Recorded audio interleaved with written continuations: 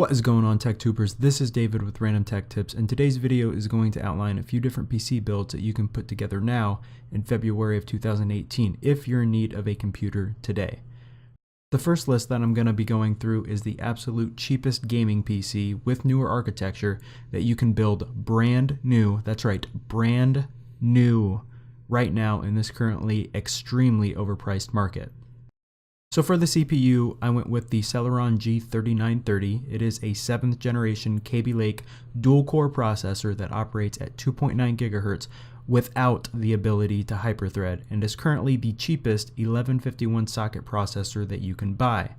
While you won't be able to play games on ultra or high resolution, this CPU should be good enough to play on low and medium settings if you're looking for 1080p 60 frames per second gaming.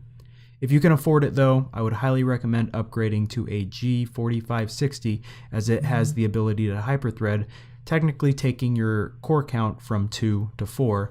In addition, it has a higher clock speed as well. The motherboard for this build is going to be an Asus H110M, which is a micro ATX board.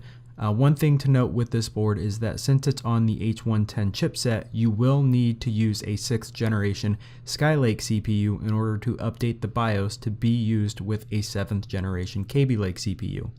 The motherboard is your basic standard budget board, but it's made by a trusted manufacturer in Asus and has an HDMI out port, which I'll talk about why it's advantageous in a second. Next up on our list is our RAM, and this is one of the reasons why building a new PC right now absolutely sucks. The RAM prices are sky high on the market. Here we went with a 4GB kit of DDR4 2133 MHz because it was the cheapest kit that I could find compatible with the motherboard. If you can afford it, this is the first place I would put extra money into an upgrade and get a minimum of 8GB of DRAM.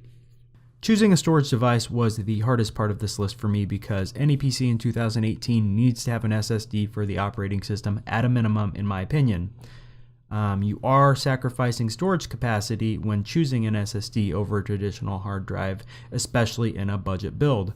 Regardless, I decided to go with the SSD in hopes that you're able to find a cheap 1TB hard drive, or you have another hard drive that you could reuse that's already in your build that you can use as a data storage location. If the SSD is all that you have, it will still allow you to install a few programs in AAA games, but you may have to do some deleting and reinstalling if your needs are higher. Additionally, you're always welcome to just go with a traditional hard drive for storage to start off with, which will be right around the same price. Just make sure you're looking for something with 7200 RPM and 64 megabytes of cache. For the graphics card, I've just put a filter on to search for the absolute cheapest card that PC Part Picker has that's part of the GTX 10 series of cards. Inflated graphic card prices are another reason why building a new PC right now is not a great time, but the 1050 at $135 isn't a terrible deal, especially for a low quality budget gaming PC. One thing I wanted to mention here is that if you're looking to build a new computer for a media device like an HTPC or a small server, since the Celeron G3930 has integrated graphics, you could completely forgo spending money on a dedicated graphics card and, just like the title suggests, build a brand new functional PC for under $200 on newer architecture. But if you're looking for something to get into gaming, the integrated graphics just won't cut it. Rather than buy a case and power supply separately, a more inexpensive route would be to just go with a case that has a power supply included with it.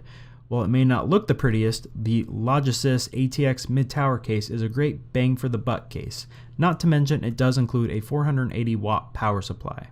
One thing to note here is that while the power supply will definitely power this build just fine, as you look to start upgrading components once prices start to normalize, one of your first upgrades should be an 80+ bronze power supply from one of the more reputable manufacturers like EVGA, Corsair, or Seagate. But again, this case and power supply will do just fine for those in an immediate need.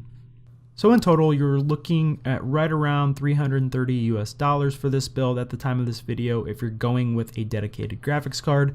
Otherwise, you can build a brand new computer for just under $200 even in this overpriced market. Keep in mind that component prices are always changing, and you can probably get some better value if you pursue the used market on your local Facebook Marketplace and Craigslist ads.